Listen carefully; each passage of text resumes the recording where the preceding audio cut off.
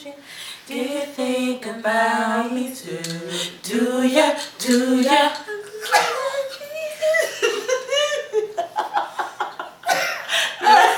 Left. Yeah, she was left. She's always doing extra. Sorry. Like, we had a consensus. We were just like, yeah, do ya? Tonight you can call my phone. Tonight you can call me all night long. Tonight I represent the guy with the money who lives fast. Hey everyone! Welcome to Hot Spot with Shellz. I'm Shellz. So sorry I've been away for so long, school, social life. I didn't have a camera. Now I have a camera! See this lighting? See that? So yeah, so today I'm gonna be with two of my friends and it's time for discussion. Let's find out what it is, guys. Let's go.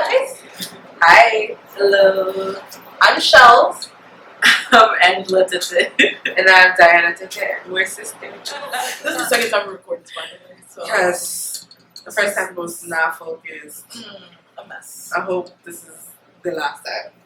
No, no, you and me both. Yo, it's work. Checking in. We're just trying to see if it's focused. Yes. Because this is work. Because last time we played it, it's like Juju, Larry.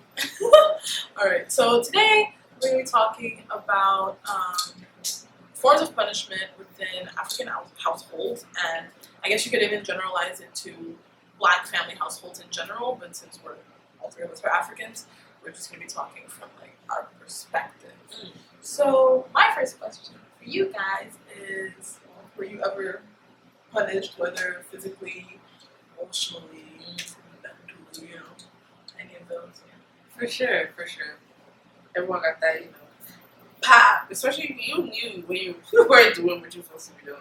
Like, in the supermarket, you doing the most. Like, you're running up every aisle. Like, you thought, like, for a quick minute, you were from a different family. Like, and then you realize when you just pow, like, when it's back in the head, like smack, but there's something short and precise, and you're like, oh, I was bugging.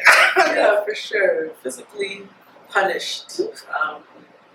From the belt to kitchen towel to pictures under the table.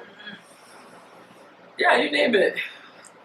Went through it as a little one. Even the thing where you have to like put your hands on the floor and lift one leg and then stay there until I come back and become a forgotten child. No, that was really something. They wouldn't come back to you. No, they forget. They actually forget that they even punished you to begin with.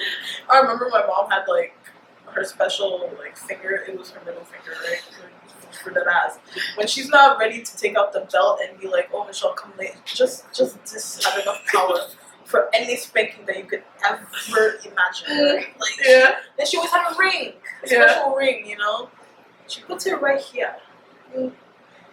Oh, no, all the strength, all the might that you could ever imagine. No. You see my forehead? Big, right? Yeah, exactly. I'm sorry. I have to admit, I was a bad child. Mm-hmm. I was bugging out a little bit, and sometimes you gotta be corrected. But for sure.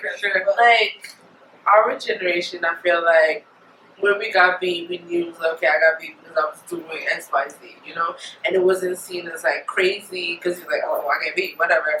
It was like, I get beat because of disciplinary actions. It's not like, oh, I'm beating you out of nowhere, like, where, like, I wouldn't say I was, like, abused, I was like, I just got a beating because I was doing something bad, but, like, it all, pinpoints what people are focusing on now. I disagree Yes, with the way that media's portraying forms of discipline and like beatings now, and just instilling the fact that, oh yeah, your child should not be getting any type of physical abuse at all, or that's not the way to teach a child. Like, do you disagree with that essentially? I feel like what we were saying earlier, where it's just like when you have literally like a parent literally like beating the life out of their child and just like trying to give them a black eye and literally they're bleeding and just like like a drunk parent that comes home and it's just it takes out their anger. That is a whole new level to That's abuse. Like, I don't know. It's just like totally different from just like you are called into the room and it's just like as you're walking to the room, you're combing through your daily schedule, what you did, and you're just like, oh, I done goofed. This is what I did around this time. Oh, and it's man. already in the Or head. you like come home and then you're waiting for your parents to come home from work and you already know what's gonna happen. Yes, it's like, yo, you fucked up. Yes, you go into the room and they say X, Y, Z. Or Therefore, a speech. get the belt. Simple.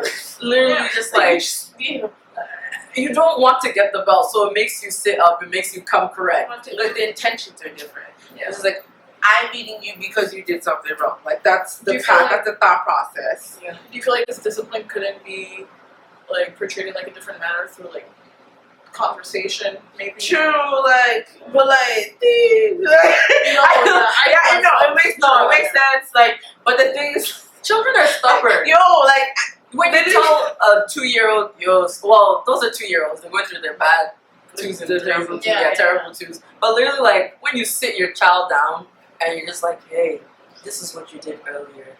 Coming from this place and this place, we don't do that. So don't do it again. One ear out the I'll other get ear. going by. Literally, their life goes on. Literally, like, unless you are some orator where you capture their attention and literally just like, wow, this is powerful. Nah. she said vocalist. yo, What? both of us, yeah. So, like, Linguist. verbal, it could work if you guys build that relationship Yeah.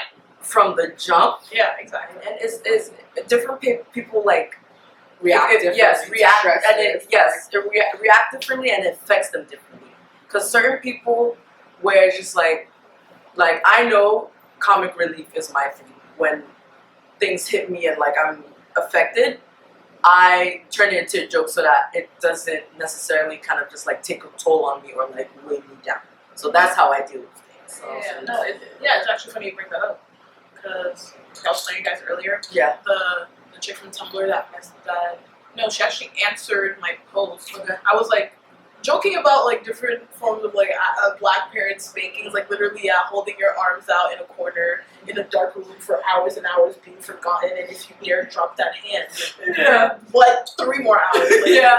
Yeah. Exactly. And she commented. Everyone was laughing, like all good vibes, I guess. Like we were all just, reminiscing. Yeah. The past, you know. Like, And she comes through. Yeah. She comes through, and she was like, "This is nothing to joke about.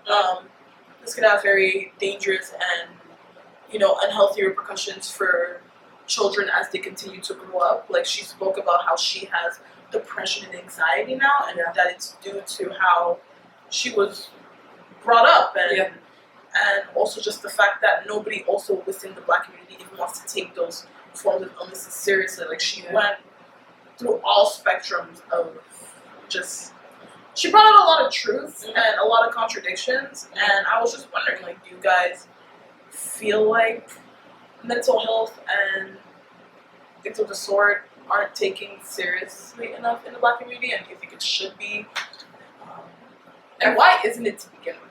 I feel like it's just not a thing to talk about. You talk about mental illnesses like that, like in the Black community.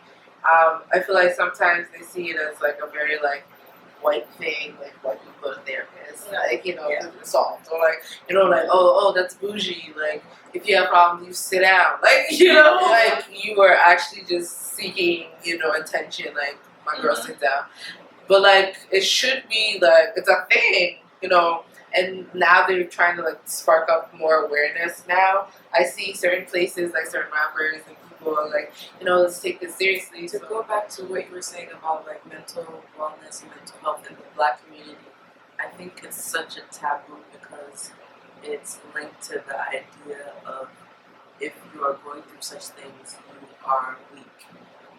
And Black people are kind of commended for being resilient, from taking it back to slavery to right now where mental slavery is a thing.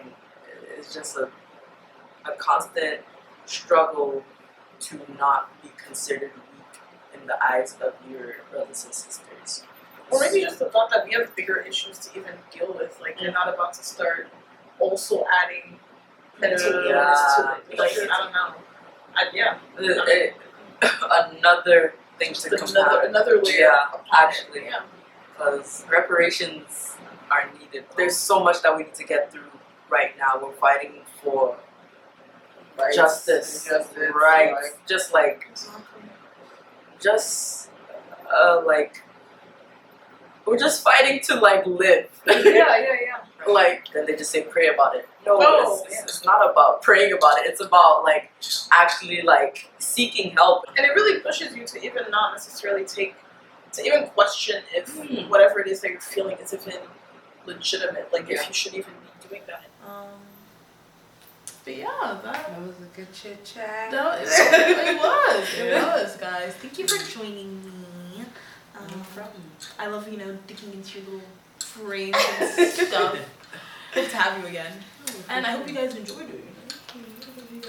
Hey. Tune into the next video. I don't know what the next video is going to be about, but Shellz going to keep it coming. Shellz going to keep it coming. Like, comment, subscribe.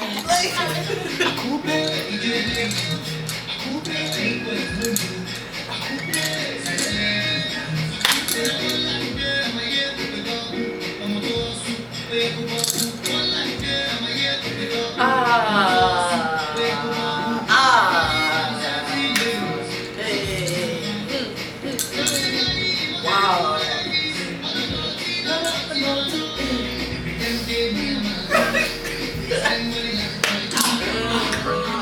I'm so groovy, I got power. I'm so groovy, I got power.